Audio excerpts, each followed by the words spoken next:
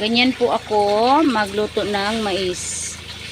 Kasi mas gusto ko po yung yung mais kaysa sa doon saan. Kasi healthy naman po ito. Yan, halo-halo. Kailangan talaga siyang haluin para pantay po yung pagkakaluto niya po. Ayan, o diba natuyo na.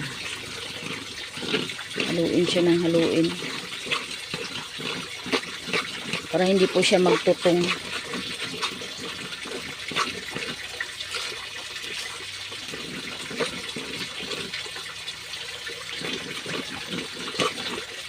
Tapos hintayin na lang din natin siya na maluto.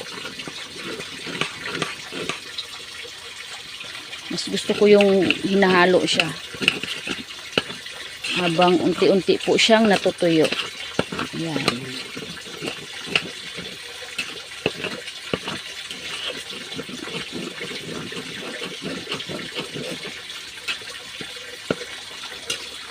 Ayan na guys, ready na siya. Konti na lang po.